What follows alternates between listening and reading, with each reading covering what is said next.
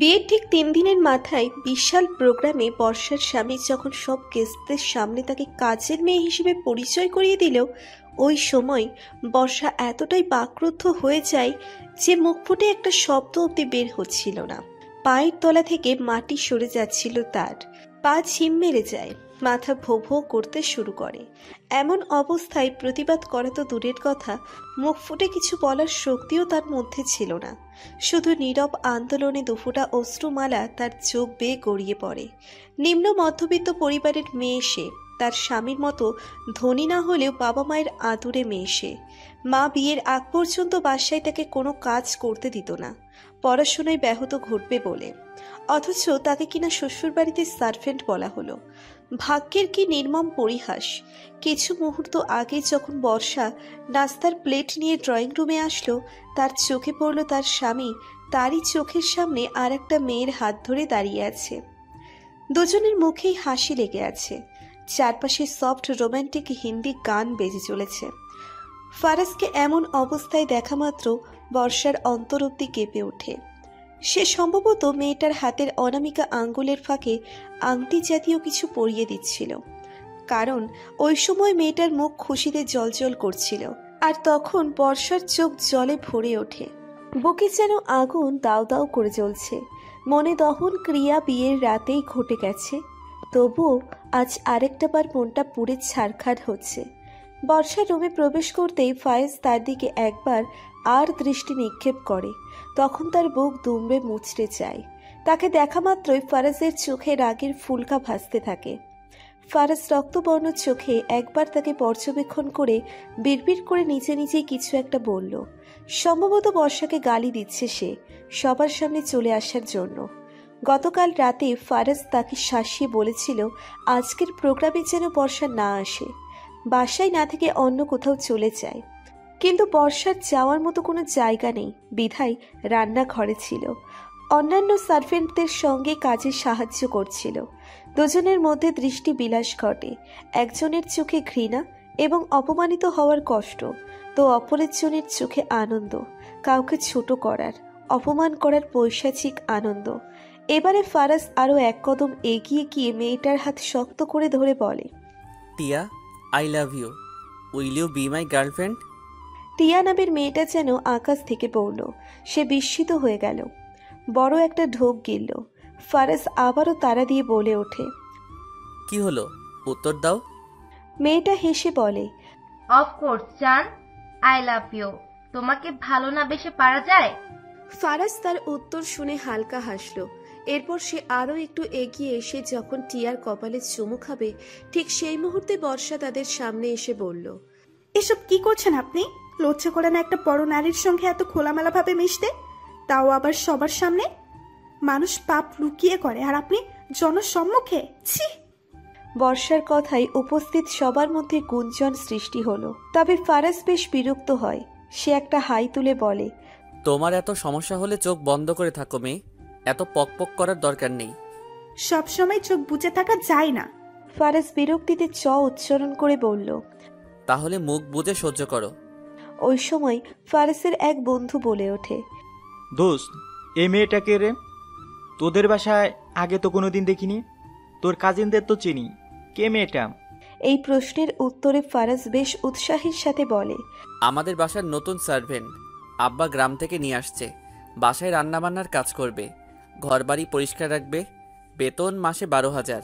কথাটা বর্ষার কানে যেতেই তার চোখ ফেটে কান্নারা দলা পাকিয়ে বেরিয়ে আসতে লাগলো। মনে হচ্ছে কেউ তার হৃদয় পাথর নিক্ষেপ করে ক্রমশ আঘাত হানছে।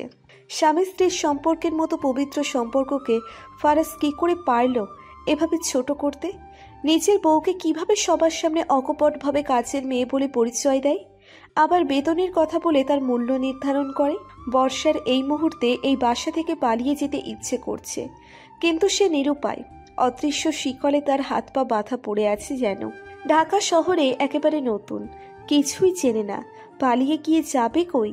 এত সাহস তো তার মধ্যে নেই যে ফারাজের মুখে থাপ্পড় মেরে বেরিয়ে যাবে। এত স্পর্ধা বা সাহস কোনোটাই তার মধ্যে নেই। সে ছোটবেলা থেকেই ভীতু আর নরম প্রকৃতির। ফারাজের বন্ধু বলে ওঠে, দেখে তো সার্ভেন্ট মনে হচ্ছে না, ভালো জামা কাপড় পরে আছে। ভালো ঘরের মেয়েই লাগছে। আমাদের বাসায় সার্ভেন্টদের পরিবারের সদস্যদের মতো ট্রিট করা হয়। বর্ষা হতবিহ্বল চাহনিতে ফারাজের দিকে তাকালো।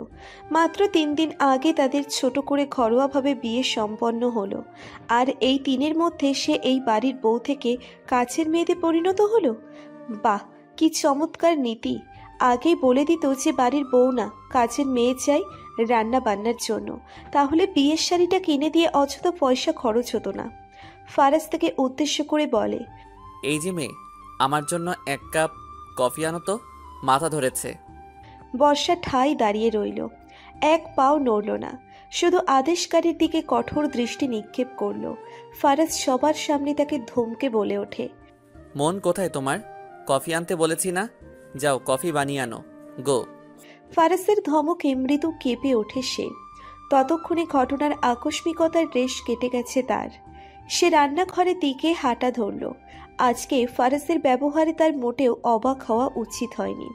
সে তো বিয়ের পরে তিনি বলে দিয়েছে যে এই বিয়ে সে মানে না। এমনকি তাদের বাসর রাতও হয়নি। বাসর রাতে ফারাজ লাপাত্তা ছিল। সে রাত 3টে পর্যন্ত অপেক্ষা করে ঘুমিয়ে পড়েছিল। বর্ষা রান্নাঘরে গিয়ে একটা বড় করে শ্বাস নিয়েই ডুকরে কেঁদে উঠল। তার অনেক কষ্ট হচ্ছে, বুকটা ক্ষত বিক্ষত হয়ে যাচ্ছে। কিন্তু কি জন্য? তার স্বামী তাকে মেনে নিচ্ছে না এই জন্য, নাকি তাকে সার্ভেন্ট হিসেবে দেখছে সেজন্য? উত্তরটা বর্ষার জানা নেই, কিন্তু সে মনে মনে ঠিক করে নেয় আজকের দিনের ঘটনার জন্য হলেও তাকে ফারাজের উপর প্রতিশোধ নিতে হবে। কাউকে ছোট করা বিবেকের আদালতে সবচেয়ে বড় অপরাধ। সে চুলোয় পানি গরম করতে দিয়ে চোখের পানি ওড়না দিয়ে মুছে ফেলে। ওই সময় রান্নাঘরের দিকে একজন গেস্ট এসে বলে, এই যে বুয়া, 1 গ্লাস পানি দাও তো। বর্ষা কাট কাট হয়ে দাঁড়ালো। তার কি করা উচিত সে বুঝে উঠতে পারছে না। আগত মেহমানের কথায় সে ভীষণ কষ্ট পেল। কখনো কখনো মানুষ নিষ্ঠুরতম কথা বলে, প্রচুর নিষ্ঠুরতা করে।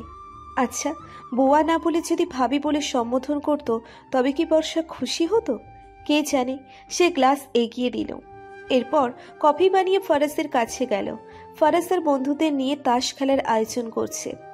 তাকে দেখা মাত্রই সে বাঁকা হাসল এবং কাপটা হাতে নিয়ে সঙ্গে সঙ্গে এক চুমুক দিল। কফির কাপে চুমুক দেওয়া মাত্রই সে মুখ চোখ কুঁচকে ফেলে।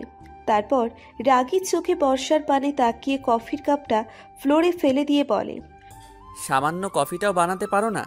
এত মিষ্টি কেন? গ্রামের খ্যাত মেয়ে, কফি খাওনি কোনোদিন? বর্ষা শান্ত গলায় উত্তর দেয়, না, খাইনি। ফারাজের তখন মাথায় রক্ত উঠে যায়। সে দাঁতে দাঁত চেপে বলে, চোখের সামনে থেকে দূর হও। বর্ষা মূর্তির ন্যায় দাঁড়িয়ে থাকলো, নড়াচড়া থামিয়ে দিয়েছে যেন। ফারাজ উঠে এসে তার সামনে দাঁড়িয়ে বলে, যাও রুমে যাও, এদিকে আর আসবা না। বর্ষার মধ্যে কোনো ভাবান্তর ফুটে উঠল না। সে নিভৃতে দাঁড়িয়ে থাকে।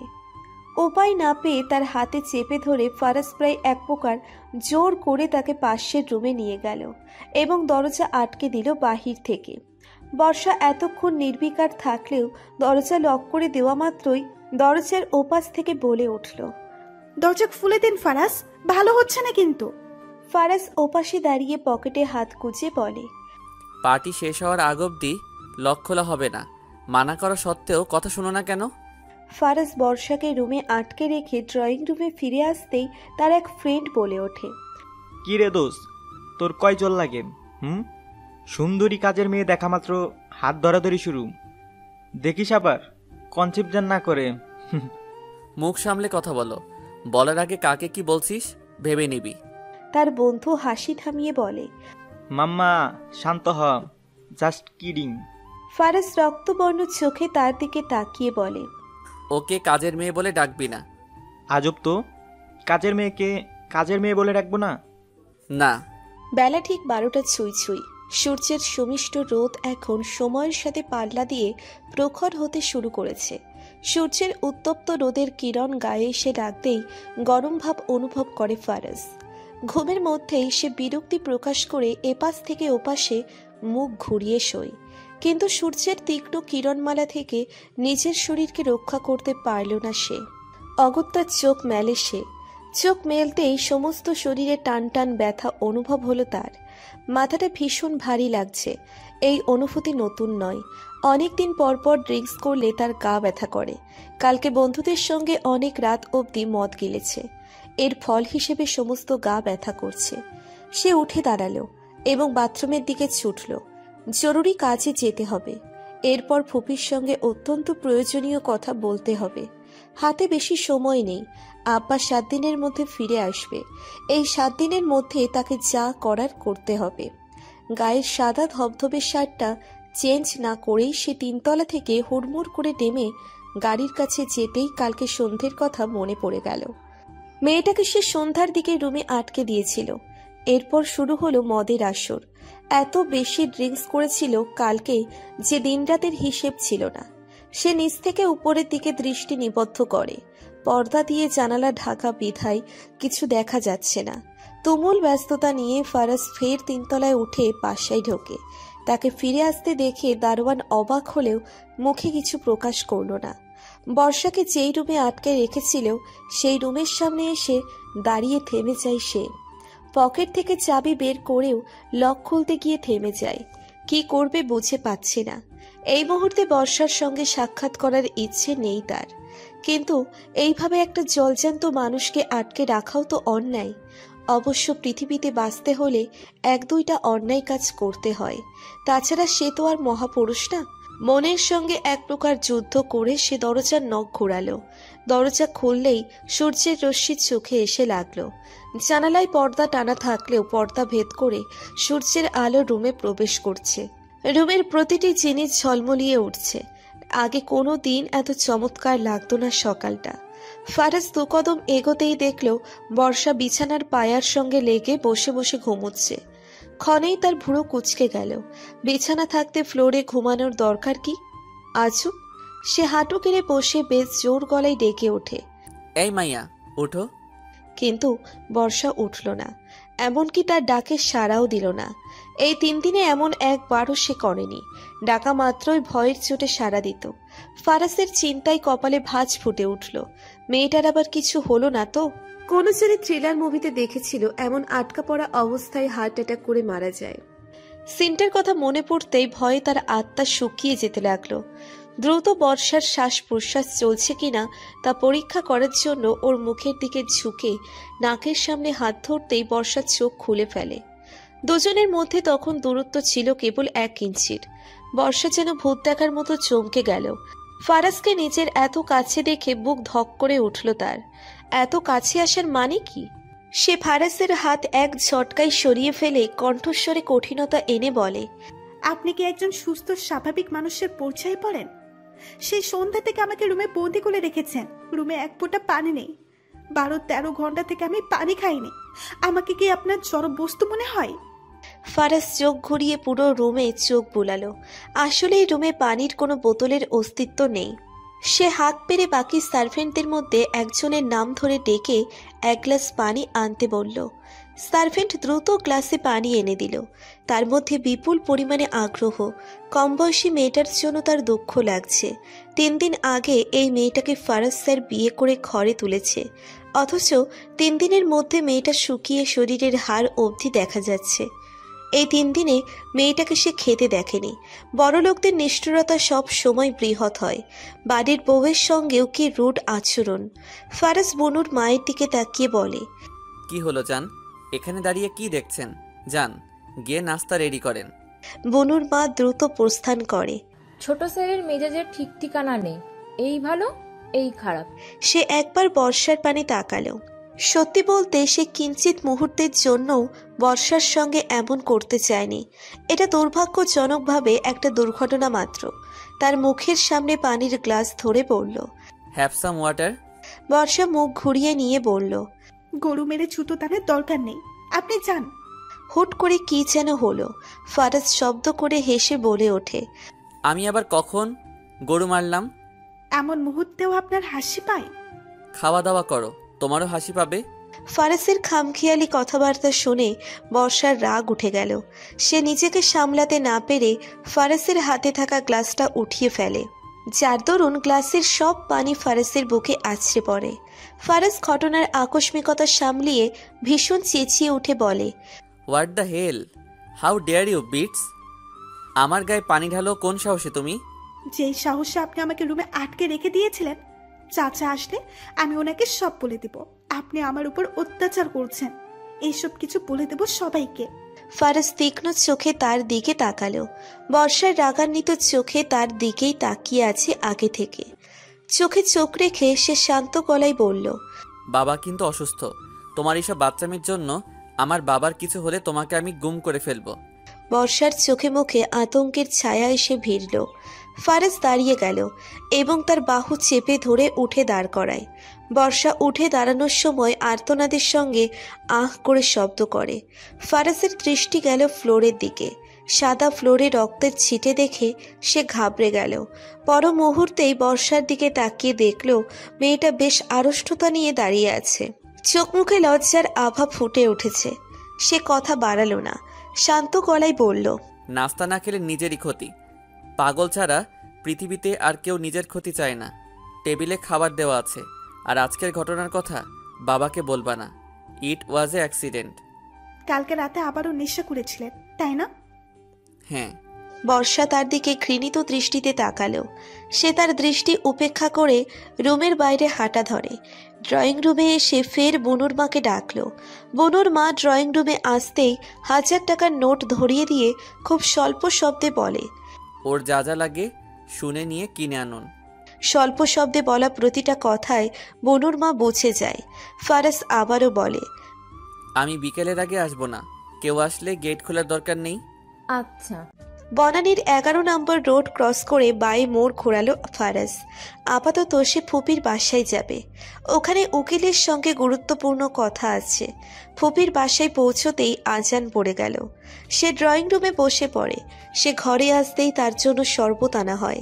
শরবতে চুমুক দিতেই তার ভ্রু কুঁচকে ওঠে। মনে মনে বলে ওঠে, এত মিষ্টি কেন দেয়? কিছুক্ষণ পর মিলি বেগম এসে ফারাজের মুখোমুখি বসে বলে, আছিস কেমন? ভালো না, দুশ্চিন্তায় আছি ফুপি। এই দুশ্চিন্তার মূলে তোর বাপ। জানি। আব্বা কিভাবে যে এত বড় বোকামি করলো।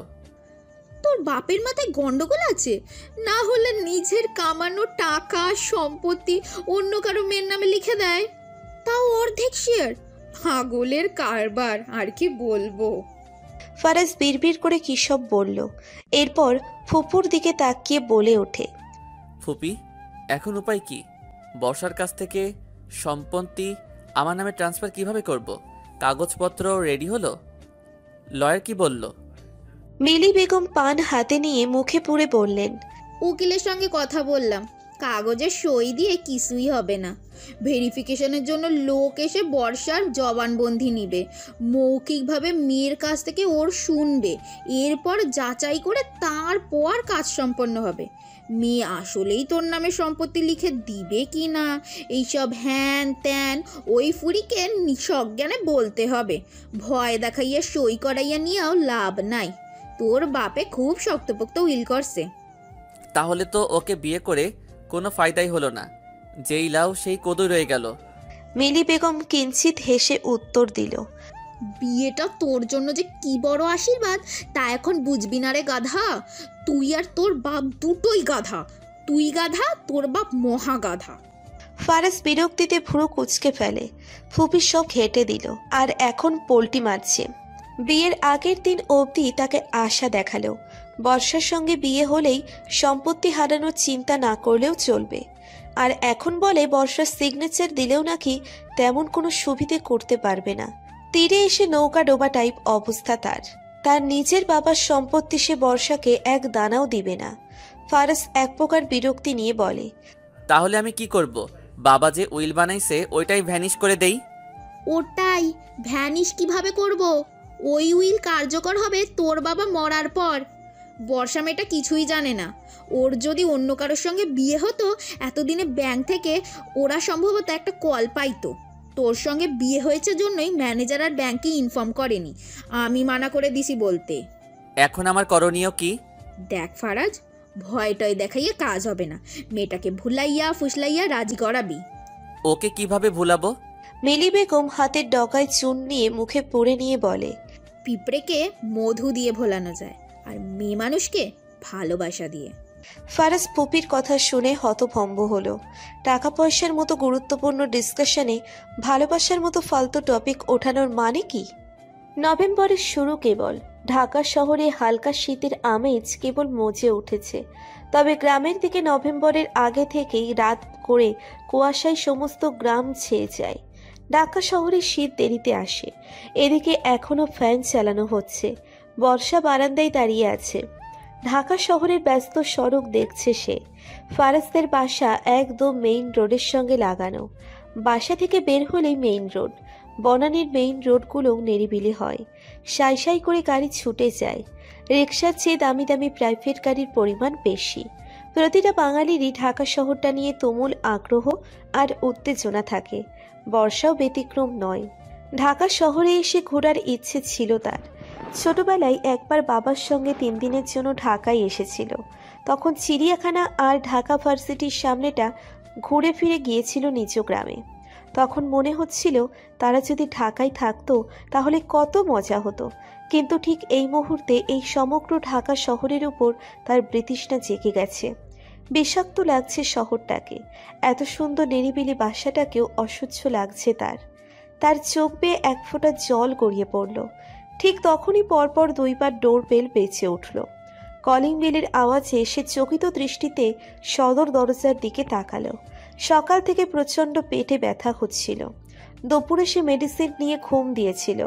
কিছুক্ষণ আগে জাগনা পেয়েছে।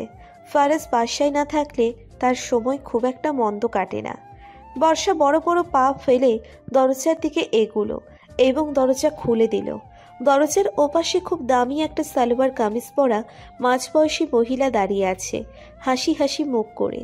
তার সঙ্গে 10-12 বছর বয়সের একটা ফুটফুটে মেয়ে চিপস হাতে দাঁড়িয়ে আছে।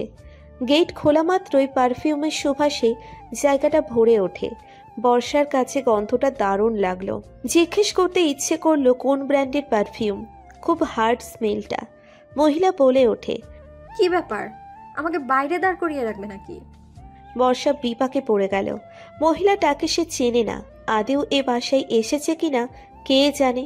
তখনই বনুর মা এসে বলল, ও আপামনি, আপনি আসছেন? ফারাজ স্যার তো বলেনি আপনি আসবেন। মহিলা বর্ষাকে পাশ কাটিয়ে ভিতরে ঢুকে পড়ে বলে, ফারুকে তো জানাই নিয়ে আসবো, ও বলবে কোথা থেকে? বিয়ে করে বেটার তো কোনো খোঁজ খবরই নাই। বউ নিয়ে খুব ব্যস্ত মনে হয়, ফোন দিলাম ধরেনি। কথা শেষ করে মহিলা বর্ষার দিকে তাকিয়ে বলে ওঠে, তোমাকে দেখে কোনো অ্যাঙ্গেলেই নতুন বউ মনে হচ্ছে না। ভাগ্যিস ফারু আগেই তোমার ছবিটা দেখিয়েছে আমাকে, না হলে তো চিনতামই না। জানো এই মুহূর্তে তোমাকে কেমন দেখাচ্ছে বর্ষা? বর্ষা ভারী ইতস্তত বোধ করতে লাগে। মহিলাটি তার নামও জানে। সে জবাবে চুপ করে থাকে। মহিলা নিজ থেকে বলে ওঠে, তোমাকে দেখে মনে হচ্ছে কালকেই তোমার বাবু হয়েছে। ডেলিভারির পর কাহিল দশা তোমার। এই অবস্থা কেন তোমার? বর্ষা কিছু না বলে সামান্য ভদ্রতা সূচক হাসল। উনি বলে ওঠে, আমি ফারুর খালাতো বোন, ওর বড় বোনের মতোই আমি। আমাকে তুমি শিলাপু বলে ডাকবে, ঠিক আছে? আচ্ছা। এরপর সঙ্গে থাকা বাচ্চাটাকে দেখিয়ে দিয়ে বলে, আর ও হচ্ছে তোমার ভাগ্নি। তারপর ছোট মেয়েটাকে উদ্দেশ্য করে বলে, মামিকে সালাম দাও। বাচ্চাটা মায়ের আদেশ পালন করে প্রায় সঙ্গে সঙ্গে সালাম দিল। বর্ষাও সালামের জবাব দিল। শিলা নামক মহিলাটা ড্রয়িং রুমে বসে বলে, বিয়ের প্রথম কিছুদিন সেজে গুজে থাকতে হয়। তোমাদের বিয়েতে উপস্থিত থাকতে পারিনি। ইনার আব্বুর জরুরি মিটিং পড়ে গিয়েছিল, না হলে নিশ্চয়ই অ্যাটেন্ড করতাম। বর্ষা নীরব রইল। সে জানে এত বড়লোক ঘরের মহিলা কোনো দিন গ্রামে যেত না বিয়ে অ্যাটেন্ড করতে। এসব সান্ত্বনামূলক কথাবার্তা এবং অজুহাতটাও খুবই কমন। ইচ্ছে থাকলে উপায় হয়। বর্ষার খুব কান্না পাচ্ছে। এই নম্রভাষী মহিলার পাশে নিজেকে বেমানান লাগছে। ওনার কথা বলার স্টাইলটাও চমৎকার। স্পষ্ট বাংলা, কোথাও শব্দ বাধা পায় না, শুনতে ভালো লাগে। শিলা বেশ ব্যতিব্যস্ততা দেখিয়ে নিজের সঙ্গে আনা প্যাকেট খুলতে লাগে এবং নিজে থেকেই গল্প জুড়ে দেওয়ার উছিলাই বলে, তোমার বাসার সবাই ভালো আছেন? জি। তুমি কি আনইজি ফিল করছো? বর্ষা এই প্রশ্নের উত্তরে নীরব থাকে। শিলা একটা নীল রঙের শাড়ি বের করে বলে, দেখো তো শাড়িটা কেমন। কেউ প্রশ্ন করলে উত্তর দিতে হয় বিধায় সে বলল, সুন্দর। যাও শাড়িটা পরে আসো। সে শিলার কথাই বেশ বিস্মিত হলো। শিলা আপা বলে ওঠে, কি হলো, শাড়ি পরতে জানো না? না পারলে ব্লাউজ পরে থাকো, বাকিটা না হয় ফারু এসে পরিয়ে দেবে।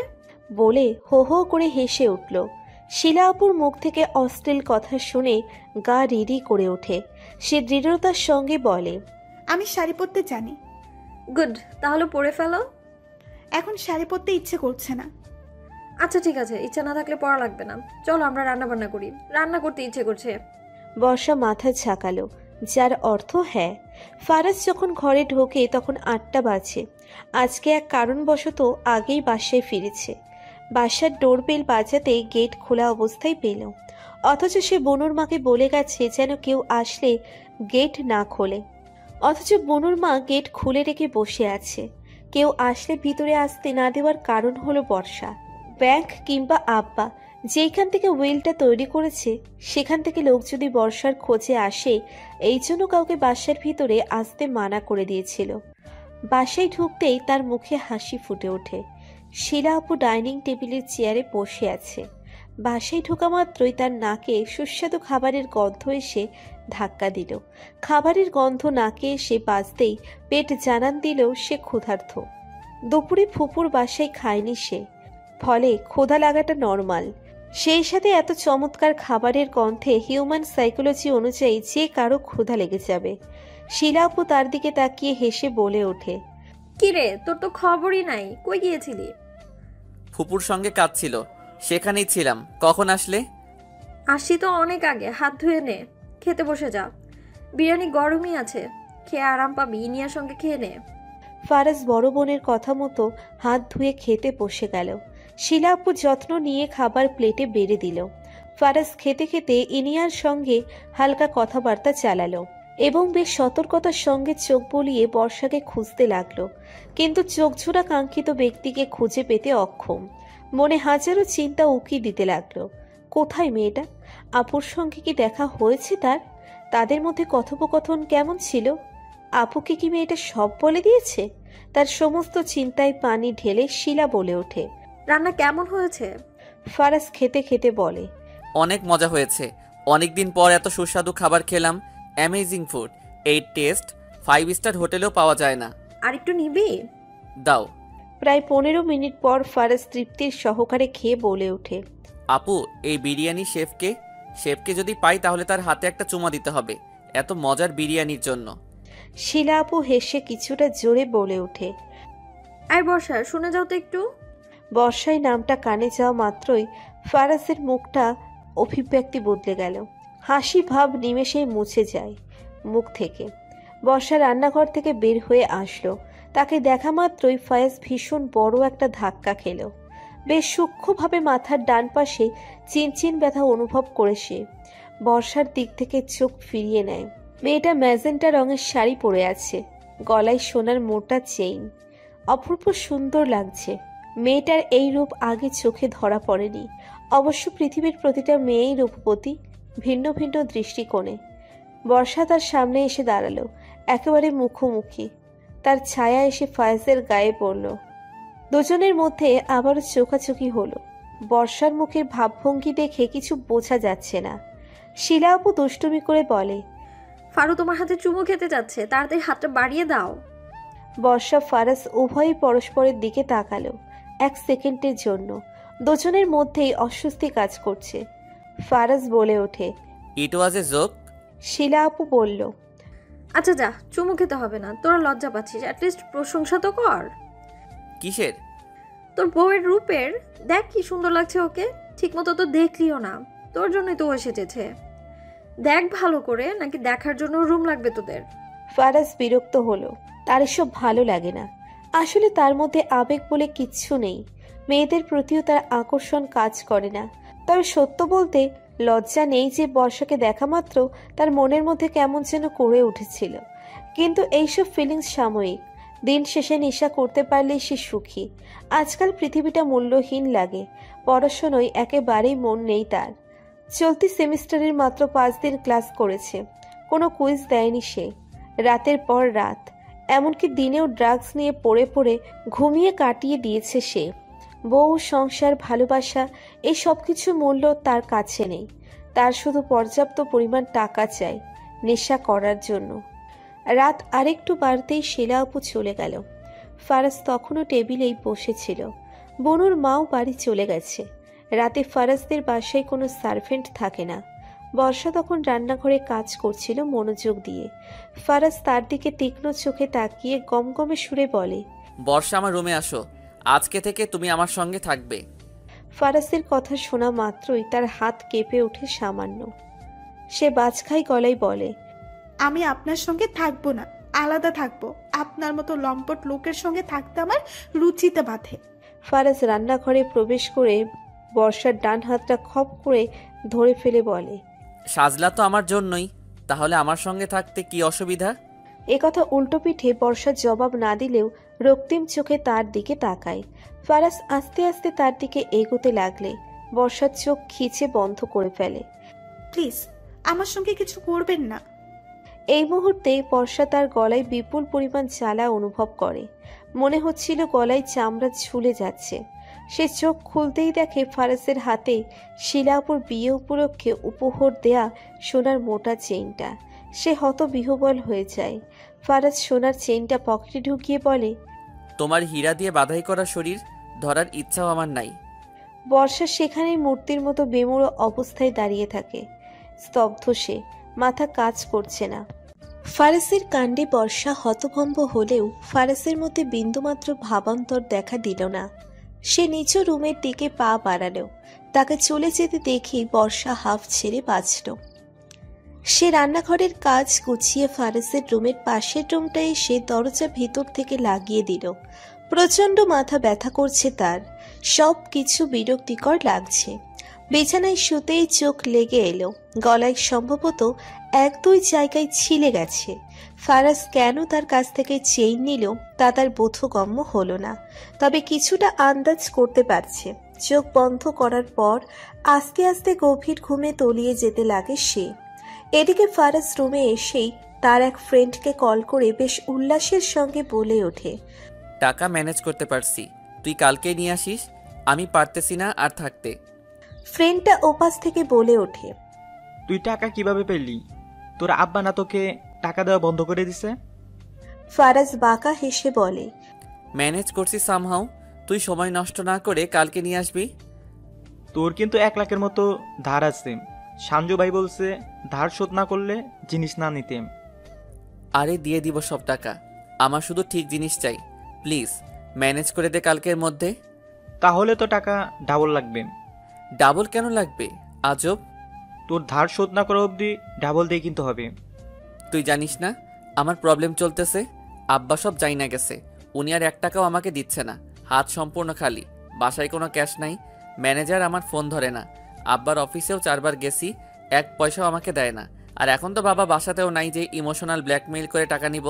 প্লিজ এবার একটু ম্যানেজ কর, আগামীকাল থেকে ডাবল পে করব। তার বন্ধু ফোনের ওপাশ থেকে বলে, টাকা ম্যানেজ হলে ফোন দিস, এর আগে না। রাখি। মুখের উপর ফোন রাখাতে বেজায় চেতে ওঠে ফারাজ। আজ হাত ফাঁকা, জন্য মানুষের আসল রূপ বেরিয়ে আসছে। এরাই তার পিছে পিছে ঘুরতো, আর এখন টাকার জন্য ফোনেও ঠিক মতো কথা বলছে না। কোনো ফ্রেন্ডদের কাছেও টাকা ধার চাওয়া যাবে না। ওদের সবার কাছে 10-12 হাজার করে টাকা নিয়ে ফেরত দেয়নি। ফারাজ সোনার চেইনটা বের করলো। এখন একমাত্র সম্বল এই চেইনটা। এটা বেচে যা টাকা পাবে সেটা দিয়ে মিনিমাম 3 দিনেরটা ম্যানেজ হবেই। ফারাজ নিচের বিছানায় ধুম করে শুয়ে পড়ল। সব কিছুই পানসে লাগে তার। এই জীবনটাও ভালো লাগে না। জিনিস পেটে পড়লে জীবনটা দারুণ লাগে, কিন্তু এই জিনিস যতক্ষণ পাচ্ছে তার আগ পর্যন্ত মৃত্যু সম যন্ত্রণা লাগে। এখন এমন অনুভূতি হচ্ছেই তার।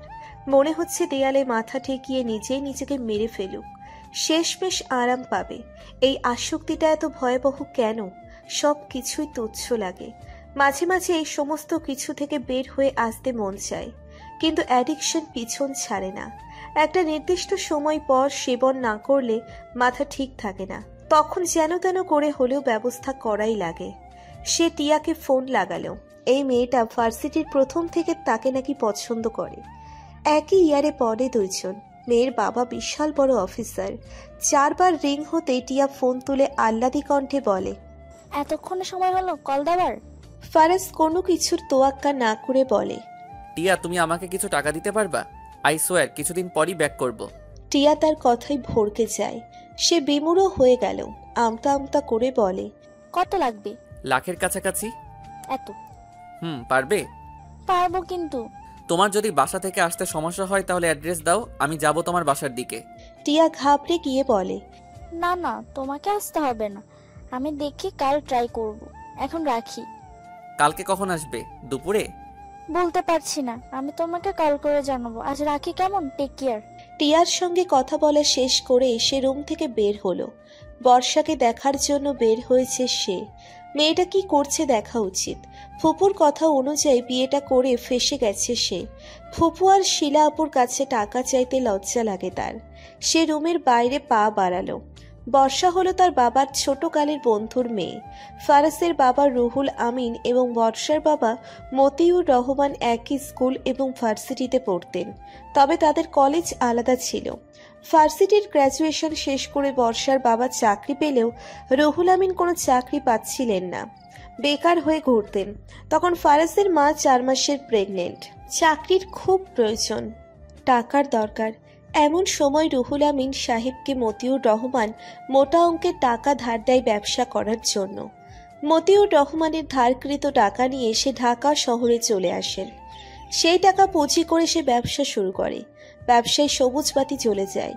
বর্তমানে সে কোটি টাকার মালিক। পুরানো ঢাকায় তার চামড়ার ব্যবসা। বনানীতে 2টা পেট্রোল পাম্পের স্টেশন, পরিবহন সমিতির সঙ্গে জড়িত। শাহবাগের দিকে মায়ের দোয়া নামে 5টা লোকাল বাস চলে, যার মালিক রুহুল আমিন। ফারাস ক্লাস 7-এ থাকতে তার মা মারা যায়। রুহুল আমিন দ্বিতীয় বিয়ে করেননি আর। সবই ঠিক চলছিল। ভার্সিটিতে ঢোকার পর ফারাসের বেশ কিছু নতুন ফ্রেন্ড হয়, যাদের মাধ্যমে সে মাদকাসক্ত হয়ে পড়ে। ফারাস রুম থেকে বের হয়ে 1 গ্লাস পানি খেয়ে বর্ষার রুমের সামনে দাঁড়ালো। রুমের দরজা লাগানো। ঘড়ির কাঁটায় 12:15 বাজে। সে দরজা ধাক্কিয়ে বলে, এই মেয়ে, দরজা খুলো, কথা আছে। মিনিট 5 পরও বর্ষা দরজা খুলল না। ফারাস আবার ডাক দিতেই ভেতর থেকে মৃদু গঙ্গানীর শব্দ ভেসে ওঠে। সে কিছুটা চমকে উঠে দরজা ধাক্কাতে লাগে, কিন্তু বর্ষা দরজা খুলছে না দেখে দৌড়ে গিয়ে চাবি নিয়ে আসলো। নখ খুলতেই বর্ষাকে সে বিছানায় কুটিসুটি মেরে শুয়ে থাকতে দেখে। ঘর অন্ধকার, তবুও মেয়েলি অবয়ব দেখেই সে বর্ষাকে চিনে ফেলে। আচ্ছা, ছায়া দেখলেই কি মানুষ চেনা যায়? ছায়া দেখে চিনে ফেলার মতো তো তাদের সম্পর্কটা নয়। এত গভীর তো নয় এই সম্পর্কটা, বরং খুবই নাজুক একটা সম্পর্ক। ফারাস ভ্রু কুঁচকে বলে, বর্ষা, এনি প্রবলেম? এবারে বর্ষার চোখ খুলল। তার চোখ টকটকে লাল। সে থেমে থেমে বলল, আমার জ্বর এসেছে। ফারাস বিছানার একপাশে বসল। এরপর তার কপালে হাত ছোঁয়ালো। সম্ভবত এই প্রথম ফারাস বর্ষাকে স্বাভাবিকভাবে স্পর্শ করল। বর্ষা কেঁপে ওঠে। ফারাস তার মুখের কাছে মুখ এনে বলে, তোমার তো অনেক জ্বর। চোখ তুলে বর্ষা একবার তাকে দেখল। ফারাস উদ্বিগ্ন মুখে চেয়ে আছে। আচমকা বর্ষা অনুভব করল তার গরম গালে শীতল 5টা আঙুলের ছোঁয়া। সে চোখ বুজে ফেলে। ফারাস বলে ওঠে, তোমার গাল তো অনেক নরম, ধরার সঙ্গে সঙ্গে মনে হচ্ছে ডেবে যাবে। তুলা খাও নাকি? বর্ষা জ্বরের মধ্যেও ফিক করে হাসল। তাকে হাসতে দেখে সে বিব্রত বোধ করল। বর্ষা ফের চোখ খুলে ফারাসকে দেখল। আজকে তাকে নর্মাল লাগছে। বাকি দিনগুলোতে তাকে দেখেই বোঝা যেত মাতাল হয়ে আছে।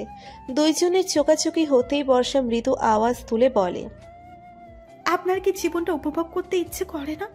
তোমার কথা বুঝলাম না। আপনার কি মনে হয় আমি অবুঝ, কিছু বুঝি না? আপনি অ্যাডিক্টেড। আপনার জীবন কিন্তু অন্ধকার। এই অন্ধকারে আমাকে কেন টেনে আনলেন? বর্ষার এই প্রশ্নের উত্তর তার জানা নেই। সে উসখুস করে বলে, জ্বর হলে কি করতে হয়? জলপট্টি কিভাবে দেয়? আপনার সাহায্য করার দরকার নেই। আচমকা ফারাস তার পাশে শুয়ে পড়ল। বর্ষা হকচকিয়ে উঠে যেতে ধরলেই ফারাস তার হাত ধরে টেনে শুইয়ে দিল। দুজনের মধ্যে নীরবতা ছেয়ে গেল। দুইজনই চুপ, কেবল নিঃশ্বাস ফেলবার শব্দ। হুট করে ফারাস তার কানের কাছে মুখ এনে বলে, বর্ষা, তোমার কাছে কিছু ক্যাশ টাকা হবে? ফারাসের কথা শুনে বর্ষার কিছু বলার মতো অবস্থায় থাকলো না। চোখ বেয়ে 1 ফোঁটা পানি পড়ল। সে খুব ভালো করেই জানে ফারাস কেন টাকা চাচ্ছে। এই টাকা দিয়ে কুকীর্তি করবে বুঝে গেছে সে, তাই মিথ্যে বলল, আমার কাছে টাকা নেই। তাহলে তোমার বাবাকে কল দিয়ে বলো তোমার টাকা দরকার। বিকাশে যেন 10,000 টাকা পাঠিয়ে দেয়। ফারাজ তার হাতটা তখনও বর্ষার হাতের উপর রেখে শুয়েছিল। তার এমন অন্যায় আবদার শুনে বর্ষা তৎক্ষণাৎ হাত সরিয়ে ফেলে বলে, প্লিজ এসব মন্দ কাজ থেকে দূরে সরার পরে আমার কাছে আসবেন, এর আগে না। আপনাকে জাস্ট সহ্য হয় না আমার। এত বেহাইয়া কেন আপনি? ছি, নতুন বইয়ের কাছে টাকা চাইতে লজ্জা করে না? তারপর একদণ্ড থেমে বলে ওঠে, আসলে ওইসব আপনাকে বলে কোনো লাভ নাই। আপনার জ্ঞান বুদ্ধি সব লোপ পেয়েছে। ফারাজ কিছু বলল না, চুপ করে থাকলো। মিনিট খানিক পর সে বর্ষাকে আষ্টে পৃষ্ঠে জড়িয়ে ধরে কি মনে করে। শেষ রাতের দিকে বর্ষার শীত শীত লাগতে লাগলো। তার ঘুম ভেঙে গেল। সে আরামোরা ভেঙে উঠে বসে। তখনও আজান দেয়নি। কিছুক্ষণ পরই সম্ভবত আজান দিবে। পাশে ঘড়ি নেই, সেজন্য বুঝতে পারল না এখন কটা বাজে। সে আশেপাশে তাকিয়ে কাঁথা খুঁজতে লাগলো। শীত করছে খুব। নতুন বাসায় কোথায় কি থাকে কিছুই জানে না সে। কেবল রান্নাঘরে টুকটাক জিনিসপত্র দেখেছে। ফারাজ তখন গভীর ঘুমে বুঁদ। গভীর শ্বাস ফেলছে সে। অন্ধকারের মাঝে তার অস্তিত্ব বড্ড অস্বস্তি দিচ্ছে বর্ষাকে। সে বেশ অসহায় বোধ করছে। রাতে অনেক জ্বর ছিল। এরপর রুমে ফারাজ এসে তার পাশে শুয়ে পড়ল। বিষয়টি তার কাছে বিব্রতকর। কাল অবধি এই ছেলে তাকে দুচোখে দেখতে পারত না, আর আজকের ব্যবহারে আকাশ পাতাল ফারাক। সে উঁচু হয়ে হাত বাড়ালো ফ্যানের সুইচের দিকে। শীতের রাতে ফারাজ ফ্যান অন করে রেখেছে। সুইচ বোর্ড ফারাজ যেই পাশে শুয়ে ঘুমোচ্ছে ঠিক সেই বরাবর উপরে। বর্ষা সামান্য উঁচু হয়েও হাতে নাগাল পাচ্ছে না। এদিকে ঠান্ডায় তার জমে যাওয়ার মতো অবস্থা। নিজেকে নরওয়ে বাসিন্দা মনে হচ্ছে। সে আরেকটু আগাতেই ফারাজের সঙ্গে তার বাহুর ঘর্ষণ সৃষ্টি হলো। এর ফলে ফারাজ সামান্য নড়ে চড়ে ওঠে। বর্ষা ফারাজের কাছ থেকে সরে এসে ফ্যানের সুইচ অফ করে বিছানায় হেলান দিয়ে বসলো কিছুক্ষণের জন্য। ফ্যান অফ করার সঙ্গে সঙ্গে ঘুমের মধ্যেই ফারাজ বিরক্তি প্রকাশ করে নড়াচড়া শুরু করলো। যা বুঝতে পেরে বর্ষা সামান্য হাসল। এরপর সে বিছানায় গুটিসুটি মেরে শুয়ে পড়ে। এখনও তার ঠান্ডায় গা কম্পন দিচ্ছে, অথচ জনাবের গরম লাগে।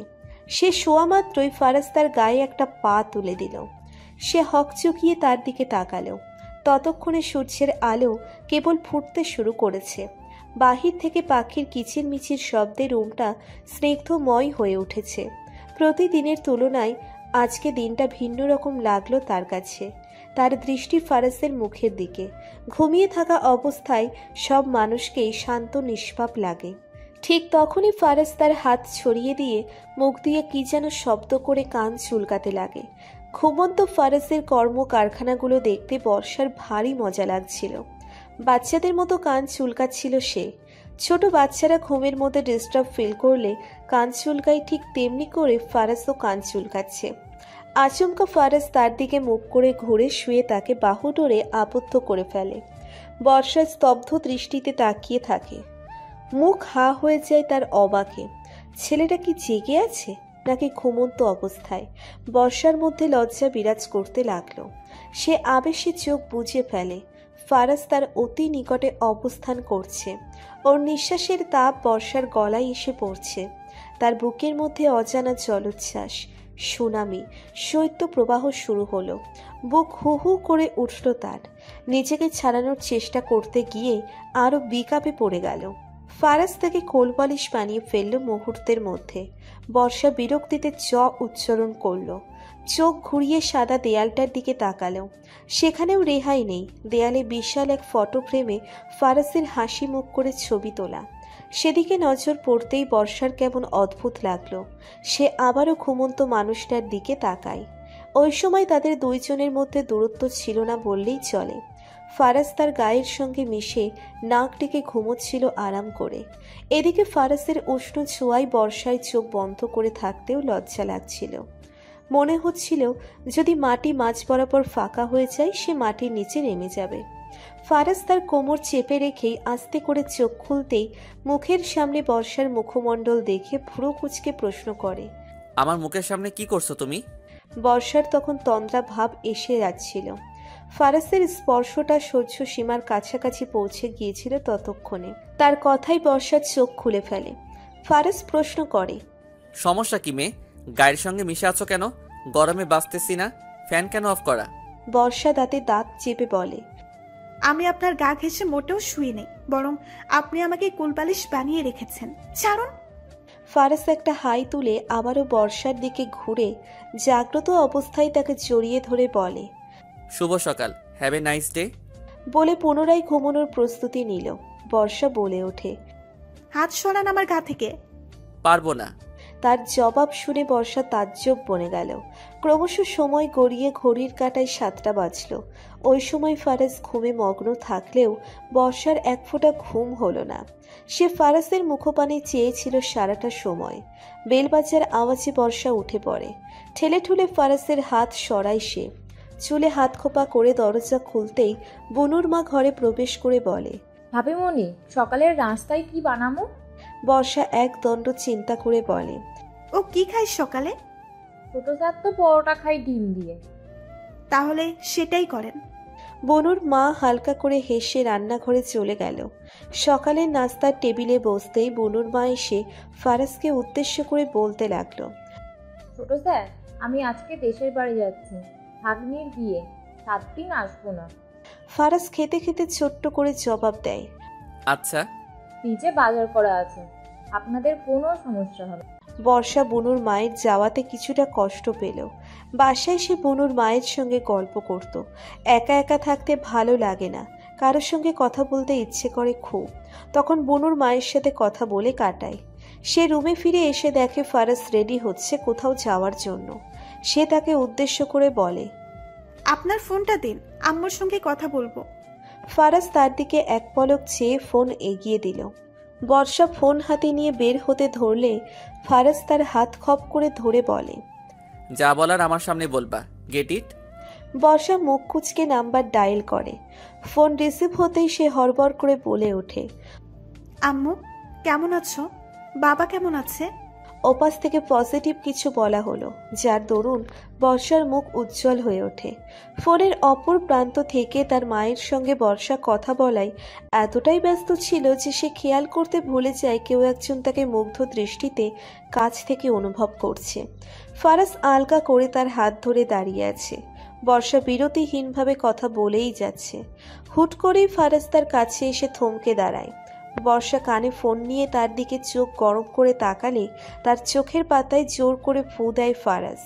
বর্ষা ভ্রু কুচকে চোখ বন্ধ করে ফেলে এবং সঙ্গে সঙ্গে ফারাজ তার কান থেকে ছো মেরে ফোনটা কেড়ে নিয়ে পকেটে ঢুকিয়ে বলে, আমার জন্য দুপুরে রান্না করে রাখবে, আমি এসে খাবো।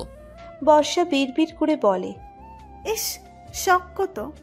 মুখে বলে ওঠে, আমি রান্না করতে পারবো না। ফারাজ বাঁকা হেসে উত্তর দেয়, রান্না না করলে খাওয়ার জন্য অন্য ব্যবস্থা করা হবে। সে বেরোতেই বর্ষা চিন্তায় পড়ে গেল, কি এমন ব্যবস্থা নিবে সে। বর্ষা রান্না করবে না ভেবেও বেশ আয়োজন করে দুপুরের রান্না বসালো। শিলা আপুর কথায় কথায় বলেছিল ফারাজের কষানো মুরগির মাংস পছন্দ, সঙ্গে ডাল। সে বেশ যত্ন নিয়েই মুরগির মাংস রাঁধল, সঙ্গে ডাল আর বেগুন ভাজি করলো। গরম ভাত রেঁধে গোসল সেরে নিল। কিন্তু দুপুর 3টার দিকেও ফারাজ ফিরল না। বর্ষা তার জন্য অপেক্ষা করতে লাগলো। সে নিজেও খায়নি। ফারাজের অপেক্ষায় আসরের আজান হয়ে গেল, তবুও তার দুপুরে খাওয়া হলো না। আর না ফিরে এলো সে। মনের মধ্যে অভিমান, রাগ, তুচ্ছতা এসে ভিড় জমালো। যদি আসার ইচ্ছেই নেই তার, তবে কেন যাওয়ার আগে আশা দেখালো? কেন এই ব্যক্তির জন্য তার কষ্ট হচ্ছে? কেন তার চোখের জলের কারণ হয় সে? বর্ষা তাকে এক বিন্দুও ভালোবাসে না। এসব ছাইপাশ ভাবতে ভাবতে তার কান্না পেয়ে গেল। বিকেল গড়িয়ে সন্ধে নামলো।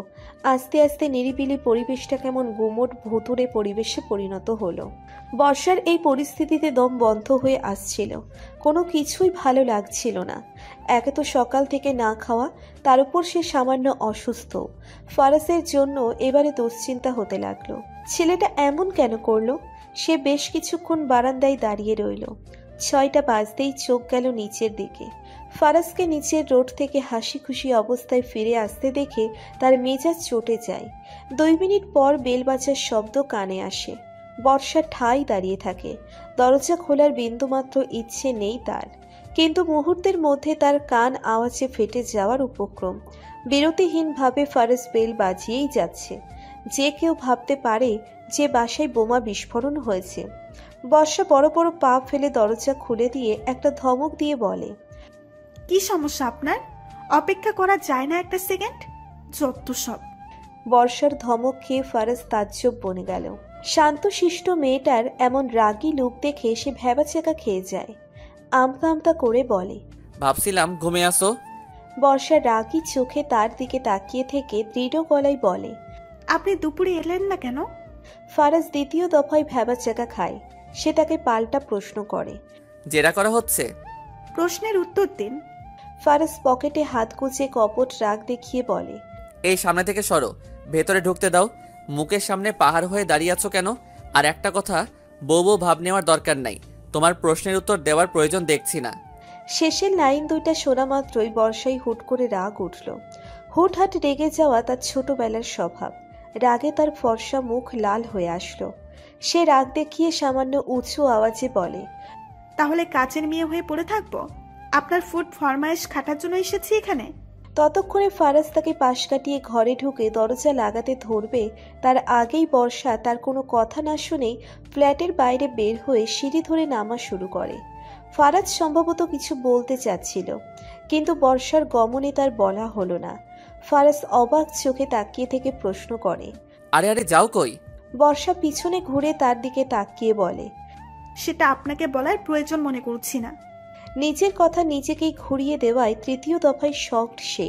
বিড়বিড়িয়ে বলে, ও গড, মেয়েটাকে কি জিনে আঁচড় দিল নাকি? এমন উদ্ভট আচরণ কেন করছে?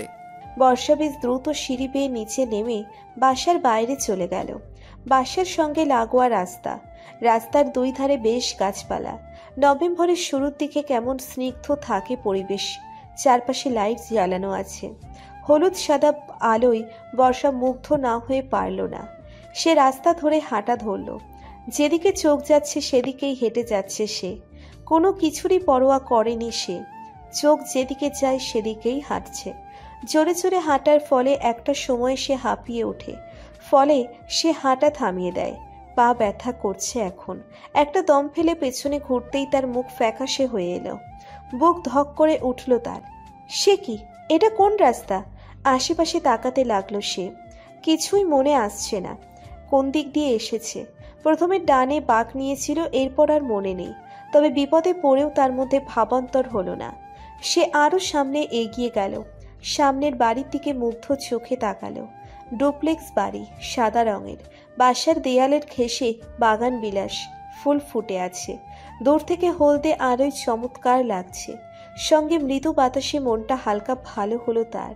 সে মনে মনে ঠিক করলো বাকি জীবন এই বাসার সামনে বসেই কাটিয়ে দিবে সে। তাও ওই বাসায় ফিরে যাবে না, কখনোই না। বর্ষা নিচে নেমে যাওয়ায় ফারাজ মোটেও বিচলিত হলো না। সে রুমে এসে গোসল সেরে গুনগুন করে ইংলিশ গান গাইতে লাগলো। সাউন্ড বক্সে গান শুনতে ইচ্ছে করছে। আজকে অনেকদিন পর সে খুশি। হাতে বেশ কিছু টাকা আছে বর্তমানে। সোনার চেনটা বিক্রি করে ভালো টাকা পেয়েছে। এই চেইন বিক্রি করাতেই এত দেরি হলো তার। এক্সপেকটেশনের চেয়ে টাকা বেশি পেয়েছে, তার জন্য মুডটাও ভালো। ডাইনিং রুমে আসতেই চোখ পড়ে খাওয়ার টেবিলের উপর। খুব সুন্দর করে খাবার সাজানো আছে। সে ঝাঁপিয়ে উঠিয়ে দেখলো মুরগির মাংস, ডাল আর বেগুন ভাজি। মুরগির মাংস দেখেই তার ক্ষুধা পেয়ে যায়। একদণ্ড অপেক্ষা না করে সে খেতে বসে যায়। টেবিলে সুন্দর করে সালাদ বানিয়ে রাখা, কিন্তু সবই ঠান্ডা। ভাতও শক্ত হয়ে গেছে। খাবার দেখে বোঝা যাচ্ছে এই টেবিলে আজকেও খায়নি। তখনই তার সকালের ঘটনার কথা মনে পড়ল। সে বর্ষাকে দুপুরে রান্না করতে বলেছিল। মেয়েটা তার কথা অনুযায়ী রেঁধেও রেখেছিল, কিন্তু সে আসেনি। এই কারণেই কি সে রাগ দেখালো? কি আশ্চর্য! তার উপর রাগ আর কি আছে? ফারাজের খাওয়া আর হলো না। সে প্লেট রেখে উঠে দাঁড়ালো এবং বাসার বাইরে বের হলো। সময় তো ৪৫ মিনিট অবধি হলো। বর্ষা এখনো আসেনি। তাকে ডেকে আনা দরকার। ফারাজ দারোয়ানের সঙ্গে কথা বলে বুঝতে পারল বর্ষা ডান দিকে গেছে। ডান দিকে গেছে শুনে কিছুটা স্বস্তি পেল। ডান দিকে সব আবাসিক এরিয়া। কিছু দূর গিয়েই রাস্তা শেষ, সহজেই খোঁজা যাবে। সে দ্রুত পা চালালো। রাস্তার শেষ মাথায় পৌঁছতেই তার নজরে আসলো এক সাদা পরীর দিকে। সাদা পরী বলে ডাকাটাই শ্রেয় বোধ হয়। মানুষ কি এত সুন্দর হতে পারে? আচ্ছা, পরীটা কি শাড়ি পরে? পরে বোধ হয়, কারণ তার চোখের সামনে যেই পরীটা দাঁড়িয়ে আছে সে সাদা সুতির কাজ করা শাড়ি পরে আছে। গোলাপি ফুলের সামনে সাদা শাড়ি পরিহিত মেয়েটাকে দেখেই তার বুক হু হু করতে লাগলো। সবকিছু উল্টোপাল্টা হতে শুরু করে। ঘন ঘন নিঃশ্বাস ফেলে সে সামনে গিয়ে পা ফেলে যেতে লাগলো। সাদা শাড়ি পরিহিতা রমণী ভীষণ ব্যস্ত, তার হাত নাগাল পাচ্ছে না বাগান বিলাসদের থোকায়। সে পা উঁচু করেও দুহাত উপর করেও কুল পাচ্ছে না। ফারাজ তা দেখে মিটমিট করে হেসে বলে, ফুল চাই তোমার? ফারাজের কণ্ঠস্বর কানে যাওয়া মাত্র সে হকচকিয়ে উঠে পিছনে ঘোরে। দুজনের চোখাচোখি হতেই ফারাজ তার কাছে এসে দাঁড়ালো।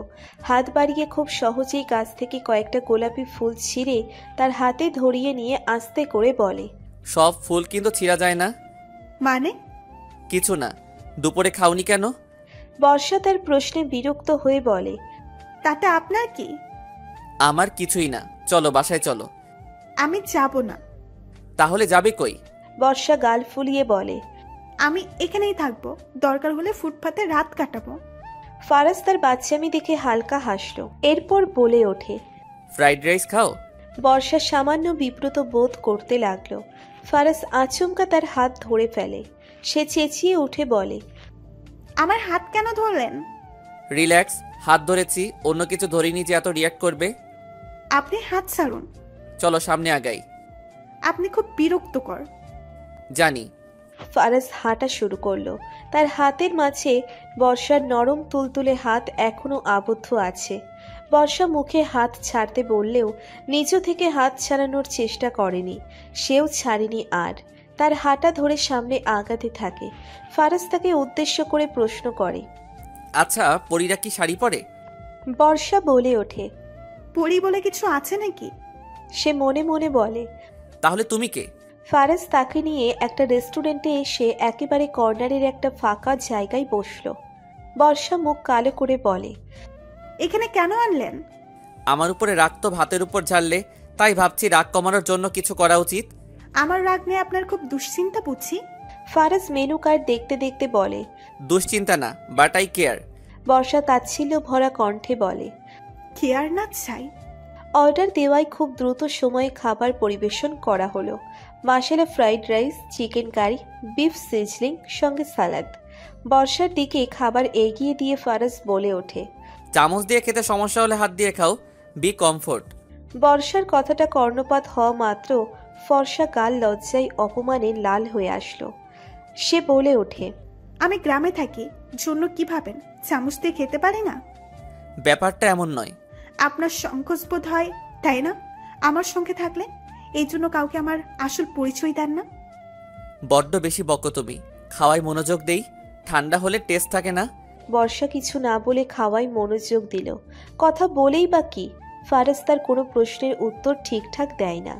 সে রাতেও ফারাজ নিজ থেকে তার রুমে আসে একসঙ্গে শোয়ার জন্য। বর্ষা এই নিয়ে একটা কথাও বলেনি। যেভাবে চলছে চলুক, 7 দিন পর ফারাজের বাবার সঙ্গে তার মাও আসবে, তখন সিদ্ধান্ত নেওয়া যাবে। সে রাতেও ফারাজ তাকে জড়িয়ে ধরে ঘুমালো। সকাল পর্যন্ত সব ঠিক থাকে। নাস্তা সেরে ফারাজ বের হয়, কিন্তু যখন ফিরে আসে তখন সে মোটেও স্টেবল ছিল না, সম্পূর্ণ মাতাল অবস্থায় ছিল। তাকে ওই অবস্থায় দেখে বর্ষা কান্না করে দেয়। কিন্তু আগামী 4 দিন তার জন্য বাসাটা নরক হয়ে যায়। প্রায় প্রতি রাতে ফারাজ খুব রাত করে ফিরত, এবং অবশ্যই সেই সময় সে হুঁশে থাকতো না। দুপুর পর্যন্ত ঘুমতো।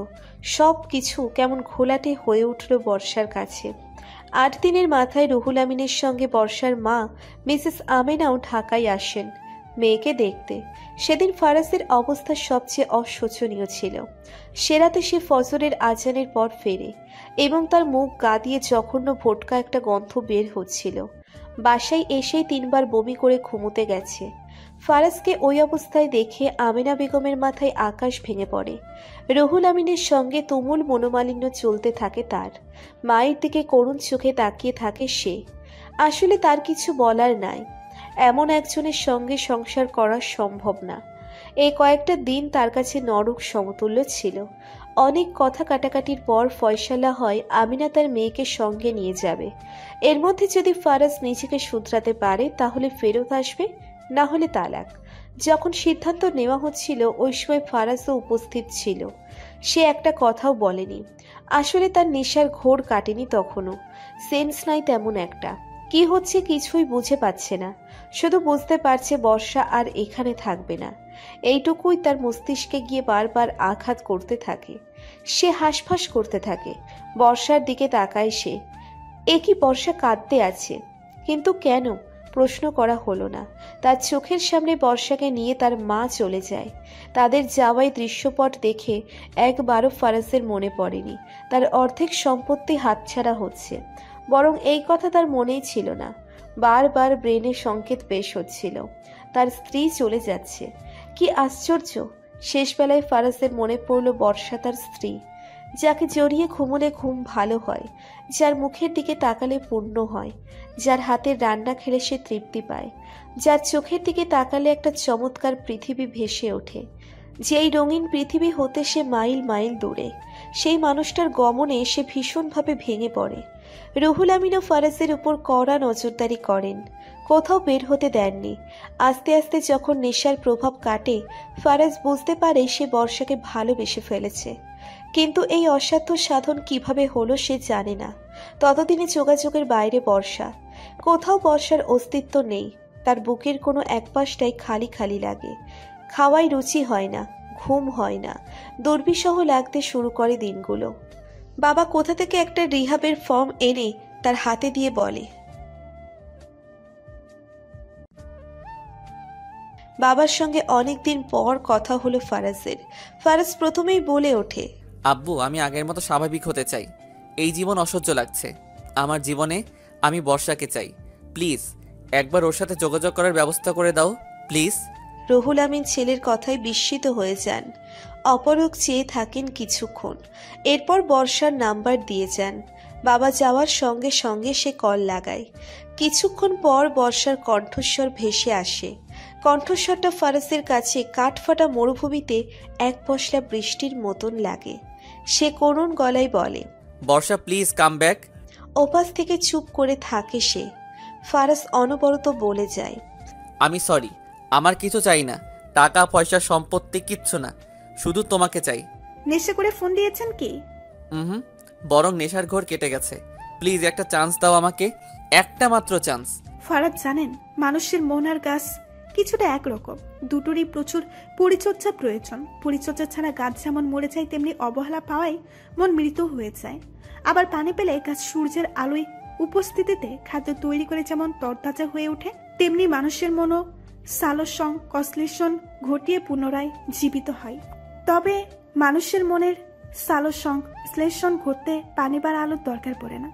দরকার পড়ে কেবল এক ফালি আপনজনের যত্ন এবং দুই মুঠো ভালোবাসা।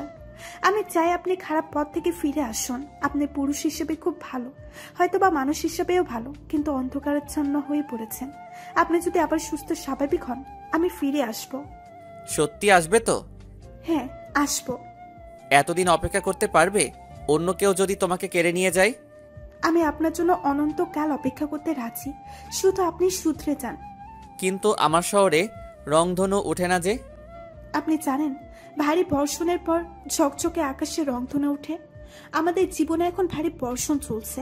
আশা করি এই বর্ষণের পর খুব দ্রুত আপনার আমার শহরে রংধনু উঠবে। ফারাজের চোখ গেল রিহাবের সেই ফর্মটার উপর। সে ফর্মটা খুব যত্ন নিয়ে পূরণ করে ভাবতে লাগে, আদেও কি তার জীবনেও রংধনু উঠবে?